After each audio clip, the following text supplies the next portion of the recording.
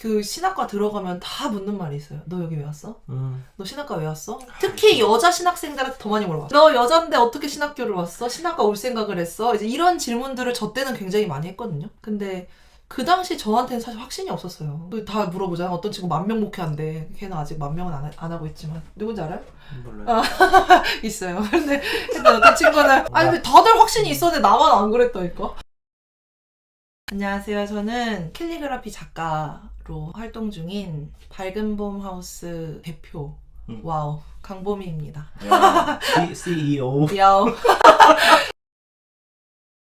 이게 정식으로 시작한 지가 한 얼마나 됐지? 내가 사역을 그만둔 이후로 그러니까 사역을 2017년까지 했으니까 2017년부터 했다고 보면 되겠죠? 밝은 봄 하우스가 어떤 일을 하는 회사인지 소개 한번 해주시면. 네, 밝은 봄 하우스는 그 이제 슬로건이 있어요. 그러니까 매일의 우리 빛나고 따스하길.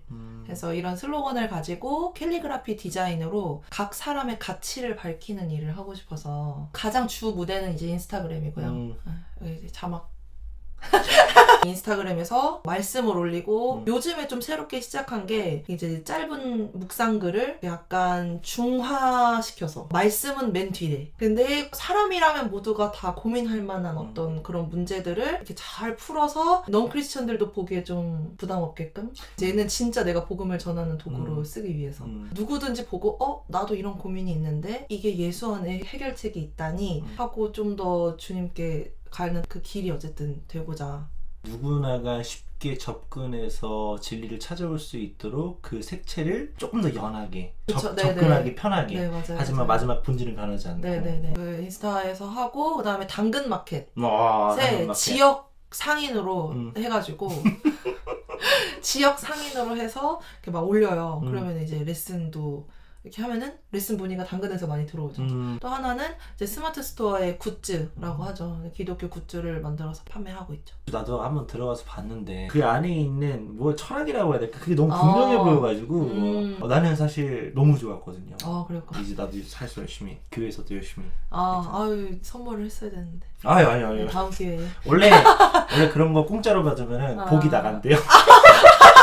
와우. 가장 인기 많은 거는 혼인서약서예요. 혼인서약서 해시태그 검색하면은 인기 게시물 1등이에요. 그러니까 사람들이 해시태그 검색해서 문의를 많이 하는데 이게 진짜 완전 100% 수작업이라서 금액이 이제 소비자 입장에서는 좀 비싸다고 하는지 10명 문의하면은 한 7명 주문하는 정도. 그럼 많이 그래도 많은 주문하는 건데? 편이죠. 네. 왜 한 번뿐이 결혼식이거든. 그럼 원래 웨딩 사업이 괜찮은 거예요. 어떻게 보면은 이제 글씨 사업을 시작한 이후로 사실은 글씨로 할 수 있는 모든 일을 했어요. 숨고라는 어플이 있어요. 이건 진짜 완전 꿀팁인데 모르는 분들 아직 있으시더라고요. 숨고에 이제 저를 등록을 해서 들어오는 건 막 다 받았어요. 내가 고수가 된 거죠. 의뢰인이 숨고가 숨은 고수야? 숨은 고수. 그래서 내가 의뢰인이 막 캘리그라피 디자인 뭐가 필요합니다 이렇게 딱 올리면은 견적서를 딱 보내면 캘리그라피 고수들이 그걸 다 받아. 그러면은 누가 먼저 제안서를 넣느냐. 그래서 그 의뢰인이 그걸 제안서를 싹 보고 그 중에 하나를 딱 골라서 그 사람하고 이제 미팅이 되는 거거든. 그래서 처음에 애기한테 많이 미안했죠. 왜냐면은 일을 너무 많이 하니까. 왜냐면 그 핸드폰을 내가 계속 들고 있어야 되니까. 띵 하면 바로 확인해서 바로 견적서 보내고 그 사람이 내가 좋아서 문의를 본격 채팅 문의를 시작을 하면은 내가 또 거기다 계속 답을 해줘야 되고 내 걸로 만들어야 되니까 앞으로를 좀 준비하다 보니까 저도 동영상 강의하는 거 준비하려고 하고 그 정도. 지금 나도 처음 생각해봤는데 진짜 모든 일을 할 수 있겠다. 글씨나 안 쓰이는 데가 없으니까 맞아요. 게다가 또 실력이 있고 하니까 찾아주시는 분들도 근데 한 가지 그런 건 좀 어려울 것 같아요. 그 글씨를 쓰는 거 캘리그라피 그러니까 이걸 작품이라고 생각하지 않고 그래서 값이 비싸다라고 생각하는 사람들이 있을 것 같아. 엄청 많죠. 그러니까 여기에 가치를 못 두는 사람 마치 그런 거 있잖아. 폰트로 대충 캘리그라피 폰트 써가지고 인쇄하면 되는 거를 네가 그냥 쓴다고 뭐가 달라지냐 약간 이런 태도로 보시는 분들 많죠. 그렇게 하시라고 하고. 맞아요. 확실히 그거를 가장 그 값어치를 모르는 데가 사실 교회인 것 같기도 하거든. 디자인 업체에다가 플랜카드 디자인을 맡겼어. 그래서 시안서를 보냈어. 근데 안 하겠다 그래. 그리고 그걸 갖다 써. 도용인데. 그 완전 도용이잖아요. 엄밀하게 따지면 악보도 그렇고 사실 교회 가면은 크랙으로 다운받아 쓰는 한글 문서니 뭐 PPT니 CD니 엄청 많으니까 근데 나도 사실 거기에서 자유로울 수 없는 게 막 여기 보면은 원서로 된 거 그냥 복사 책 있거든. 그런 것들에 대한 인식이 확실히 좀 올라가야지 크리스천 예술가들 문화가 좀 더 좋아질 수 있겠다는 생각이 요즘 좀 많이 드는 것 같아요. 나이 먹은 것 같아. 꼰대가 돼가는 거지. 그러면 지금 글씨는 언제부터 썼어요? 2013년 마음을 전하는 도구가 늘 되고 싶었어. 저 노래도 조금 배웠었고 그림도 배우고 조금씩 배우는 시간들. 그러니까 나의 관심사들의 이유가 내가 드러나고 싶은 것도 있었겠지. 그런데 그것보다 내가 이 하나님의 마음을 전할 수 있으면 좋겠다라는 어떤 그런 마음의 열정이 나한테 늘 있었는데 그 중에 그 2013년에 캘리그라피가 이제 막 뜨기 시작했을 무렵이었어요. 캘리그라피 검색해가지고 관련된 도구를 다 사서 그냥 막 써보기 시작한 거예요. 완전 진짜 맨땅에 헤딩이었구나. 네, 그때 처음부터 독학을 해서 이제 내 서체가 이제 생기고 좀 다듬어지고 이제 이렇게 된 거죠. 그래서 신대원 갔을 때도 막 뭐 책갈피 같은 거 1,000원에 막 팔고. 저랑 같이 신학대학교 동기잖아요. 그렇죠. 근데 이제 신학교 졸업하고 사실 이제 많은 사람들이 이렇게 생각할 것 같아. 그러니까 신학대학교를 간다, 즉 곧 목사가 된다. 요게 사실 국룰이잖아요. 그렇죠. 최근까지도 목사가 안 될 건데 뭐하러 신학대학교를 가라고 생각할 수도 있고 신학대학교를 나왔는데 왜 목사가 안 됐어? 라고 물어볼 수도 있고 근데 사실 생각보다 실제로 신학대학교 졸업하고 목사라는 어떤 롤을 갖기보다 다른 역할을 갖는 사람들이 저는 지금 되게 많아지고 있는 시점인 것 같거든요. 맞아요. 신학대학교 졸업하고 교회 사역 말고 캘리그라피로 1인 기업을 세우게 된 이유. 사실은 복음에 대한 갈망 때문이었어요. 그러니까 사실은 신대원 신학과를 2008년에 입학을 해서 졸업을 했죠. 근데 그 즈음에 이제 물려서 이제 저희 모교회에서 사역을 처음 시작을 한 거예요. 그 당시에 내가 하고 싶은 게 너무 많아서 뭐 노래도 하고 싶고 그림도 그리고 싶고 나 진짜 진지하게 케이팝 스타 나가볼까 고민도 했었거든. 난 이런 방향으로 나가고 싶지. 내가 굳이 이거를 교회에서 이걸 꼭 써야 될까? 이제 이런 생각이 있었던 거예요. 너무 하기가 싫은 거야. 그랬는데 금요 기도를 갔는데 막 엉엉 울면서 막 하나님한테 거의 따진 거야. 하나님 저는 주님이 시키시지 않으면 사람이 시키는 일은 하고 싶지 않습니다. 그랬는데 토요일 날 아침에 큐티를 딱 폈는데 복음 사역을 열망한 에스라. 당신은 복음을 믿는다고 하면서 전하기를 꺼려하지 않았습니까? 내가 이게 지금 몇 년 전 일인데 아직도 기억을 하고 있다니까. 에스라 7장에 그 질문이 있는데 이거는 내가 사역을 안 할 이유가 없는 거예요. 그래서 그리고 그 다음 주일에 목사님이 진짜 나를 부르셨지. 사역을 하겠니? 이건 내가 하나님 앞에 약속한 게 있기 때문에 하나님이 시킨 일은 하겠다고 했잖아. 그래서 네 하고 이제 사역을 시작을 했던 거였어요. 그러니까 신학대학교는 다니고 졸업은 했지만 사실 교회 안에 사역을 하고 싶지 않았구나. 그럼요. 오히려 약간 좀 외부적인 문화 사역을 많이 하고 싶었는데 교회에서 전도사 사역을 시킨다고 하니 마음에 부담이 됐었는데 하나님이 슈브를 쳤구만. 그리고 나서 졸업을 하고 바로 신대원을 간 게 아니었어요. 그때도 고민이 굉장히 많았어요. 내가 뭐 목사 될 거 아닌데 전도사 시충을 받으면 되지. 신대원 굳이 갈 일이 있겠어? 하고 신대원을 굳이 안 가고 싶었어요.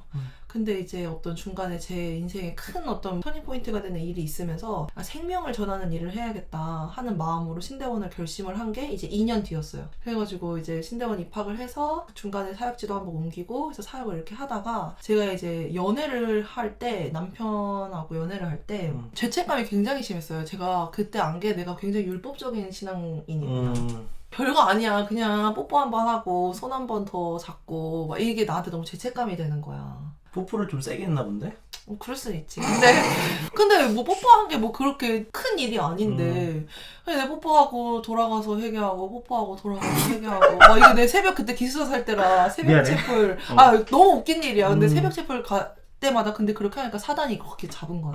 죄책감으로 나를 이제 완전히 엮은 거지. 그러니까 제가 그때 약간 가슴이 답답하고 사람을 잘 못 보고 막 그랬었어요. 한의원에 갔더니 화병이라고. 그러니까 약간의 공황장애 비슷한 증상이 그때 왔던 거야. 그러니까 죄책감이 너무 심하니까. 결국 난 하나님 앞에 버림받을 거야라는 이 확신이 되더라고. 하여튼 그랬는데 그 즈음에 제가 진짜 그리스도인의 존재가 변화된 거구나라는 사실을 이제 알게 됐어요. 그게 이제 저에게 복음에 대한 열망으로 딱 싹트기 시작해서 하면서 내가 더 이상 용서받은 죄인이 아니라 내가 완전히 그리스도 예수 안에서 의롭게 되었구나. 그러니까 그 의가 행동의 의가 아니라 내 존재가 내 진짜 내 영이 완전히 새로워졌구나 라는 사실을 내가 딱 그때 알게 된 이후로 내가 사역을 못하겠다 라는 생각이 있었어요. 사실은 내가 더 복음을 알고 싶었던 거지. 전도사도 좀 그래야 돼. 사역하는 사람들이 겁나 일하는 것처럼 무슨 회사 생활하듯이 사역 맞아. 겁나 월급날 기다리고 맞아요. 근데 복음을 더 알고 싶어서 쉬고 싶다. 너무 멋있는 적인데. 네. 신학대학교를 나와서 계속 사역을 하지 않은 거에 대한 후회는 없어요? 사실 사역은 내가 그 안에 그냥 있는 거잖아. 내가 가만히 있으면 다 붙어. 내가 해야만 하는 상황이 되잖아요. 오히려 거기 책임이 지워지는. 그런데 나오니까 사실 그거에 익숙해졌던 저는 내가 자연스럽게 나한테 주어진 영혼들을 내가 계속 양육하고 훈련하고 거기에서 내가 기쁨을 느꼈었는데 그걸 못하니까 좀 힘든 시간들이 분명히 있었죠. 근데 지금은 반대로 내가 누군가를 만나서든 내게 주신 영혼으로 내가 삼을 수 있는 마음이 됐어요.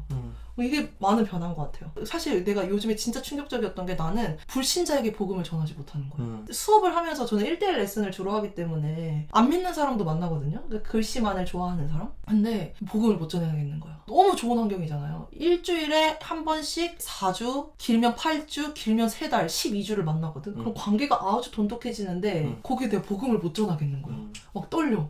나는 그렇게 해본 적이 없는 거예요. 그것도 사실 나와서 알 수 있게 된 거죠. 야. 내가 전도사로만 있었으면은 노력도 안 했을걸? 왜냐면 너네 전도 열심히 해라 이렇게 얘기하지 내가 전도할 생각 안 하잖아 사실. 너의 VIP 내가 한번 만나서 같이 식사하고 복음을 넌지시 전하는 거는 할 수 있지만 내가 1대1로 누군가를 만나서 그 사람에게 복음을 전하는 건 사실 한 번도 해본 적이 없었던 일이기 때문에 그러니까 지금은 오히려 제가 한 단계 성장했다고 생각해요. 그 면에 있어서. 나는 누구를 만나든 그 사람이 내게 붙이신 영혼이라 내가 생각하고 그 사람을 양육하듯이 수업할 수 있고 그 사람에게 필요한 복음을 나는 줄 수 있다는 확신을 가지고 접근할 수 있으니까.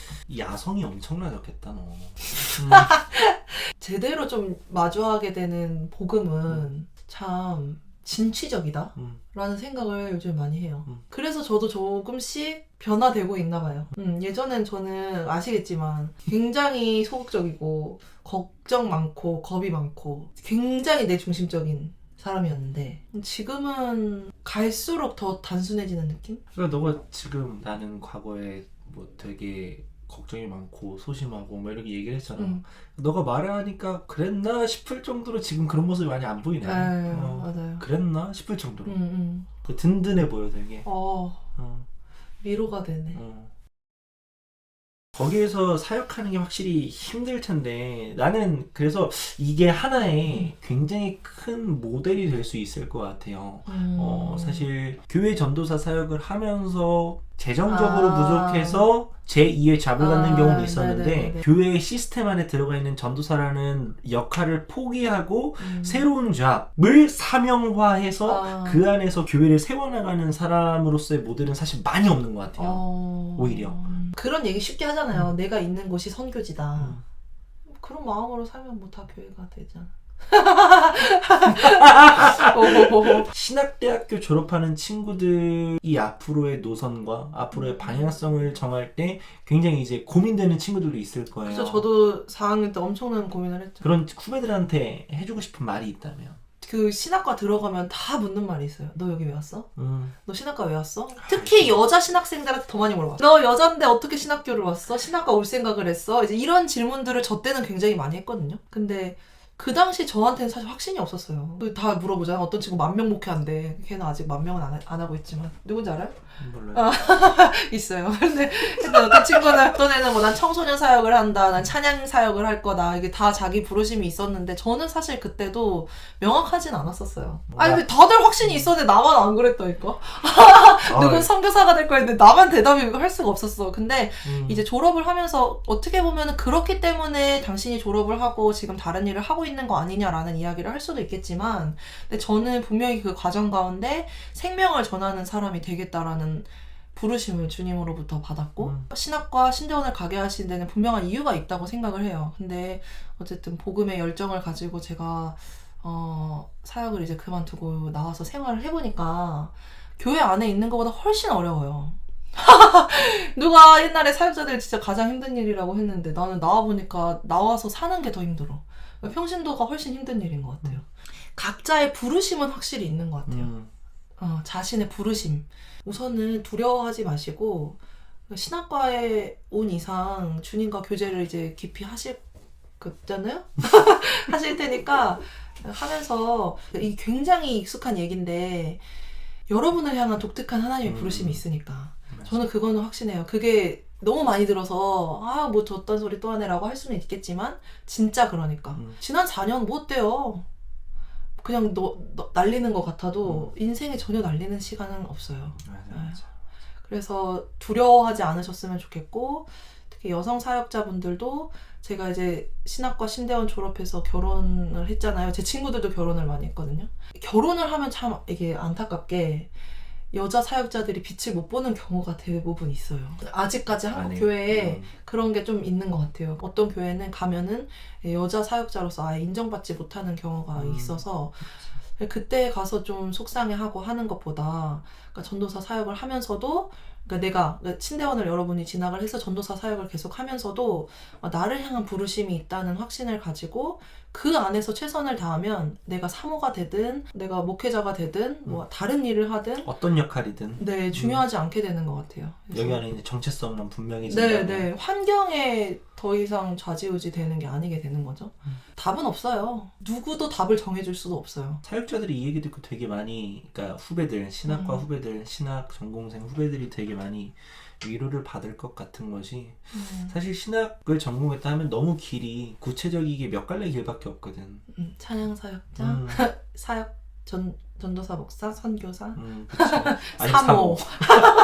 이거를 엄밀하게 말하면 다 어찌됐든 교회 안에서의 역할이고 교회 안에서의 역할이라면 어떤 교회를 갈 것인가 맞아. 어떤 분이 계신 교회에 갈 것인가 얼마만큼 인지도가 있는 교회에 갈 것인가로 피가 튀기는 그런 사실 경쟁도 전쟁. 있고 그거를 위해서 나의 인지도와 나의 평판과 이런 것들을 높여야 관리하는 되고. 것을 너무 학교에서 기숙사 같은 데서 너무 이렇게 당연시되는 얘기로 들었고 뭐 그래서 사실 막 실제로 어느 교회 사역하고 있다 이렇게 하면 야 너 그 교회 뭐하러 갔어? 맞아요. 그리고 또 어떤 교회 갔다 하면 야 대단하다. 그리고 약간 그거랑 반대로 제가 개척교회 있잖아요. 너 어떻게 거기 있어? 그러니까 너 왜 시간 날려? 너 왜 사역 안 해? 이런 말 저 진짜 많이 들었어요. 나 이 얘기는 하나 하고 갈래. 그런 얘기 하는 사람 그거 쓰레기입니다. 버리세요. 잘못했어요.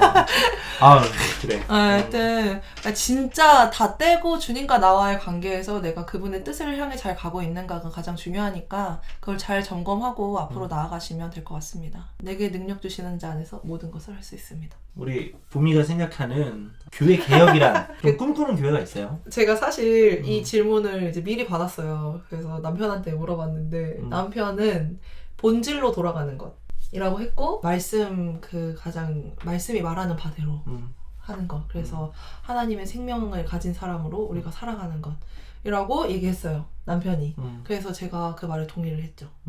저도 제가 꿈꾸는 교회 안 꿈꿔봤어요. 안 꿈꿔본 게 아니라 그 꿈꾼 거를 이뤄가고 있는 중인 것 같아서 저는 어떻게 보면은 중간에 사역을 그만두고 더 복음을 향한 발걸음을 내디딘 것부터 저에게 있어서 개혁이었던 것 같아요. 어쨌든 우리가 모두가 다 이뤄야 할 것이지만 그리스도의 장성한 분량에 이르기까지 주님과 동행하면서 넉넉히 그리스도인으로 하나님의 생명과 본성을 가진 자로 이 땅 가운데 살아가는 것. 질문에 답이 잘 됐는지 모르겠네요. 너무 잘 됐어요. 어땠어요 오늘? 그러니까 처음에는 제 10년 지기 친구. 이제 친구가 유튜브를 이제 시작을 하고 하는 걸 보면서 역시 김동훈은 김동훈이구나 이렇게 생각했죠. 욕인가요? 욕인 것 같은데. 네, 역시 제가 어쨌든 봐왔던 동훈 전도사님은 굉장히 진취적이고 뭔가 딱 이렇게 목적 지향적인 면이 있어서 일을 반드시 이루고 마는구나. 그 올라오는 컨텐츠들을 보면서 이 말씀이 말하는 교회에 대해서 더 깊게 고민해보고 그렇게 우리 한 사람 개개인이 각 사람이 교회로 살아갈 수 있도록 돕는 정말 중요한 역할을 하고 있구나 라는 생각이 들었어요. 그래서 사실은 이 채널에 나오고 싶었던 것도 그런 면에서 같이 이야기를 나눠보고 싶었어요. 사실 좀 중구난방 얘기한 것 같아서 걱정이 되기도 하는데 한편으로는 굉장히 재밌겠다는 생각을 해요. 이 나중에 편집본을 봤을 때. 그 이유는 이 시간이 참 2-3시간 이야기하는 이 시간이 굉장히 저한테는 좀 저를 돌아볼 수 있는 시간이 됐었고 그리고 또 앞으로 내가 오늘 이렇게 어떻게 보면 공개적으로 이런 이야기를 하는 것만큼 앞으로 내가 더 잘 살아야겠다 라는 좀 결단이 되기도 하고 내가 또 이렇게 동은 전도사님이 계속 옆에서 막 이렇게 너무 칭찬해 주시고 격려해 주셔서 내가 잘 가고 있구나 하는 생각도 들어서 또 감사하고 생각 외로 너무 좋고 너무 즐거워서 너무 감사했습니다. 혼인서약서는 밝은 봄 하우스. 여러 가지 굿즈들이 많습니다. 여러분들이 복음적인 삶을 살아가고 계시다면 아마 많이 필요하게 될 것 같아서 제가 링크를 하나 남겨놓도록 하겠습니다. 주문 제작도 받습니다. 너무 웃겨. 이게 끝! 그치. 네. 하나, 둘, 셋! 고생했어요. 감사합니다.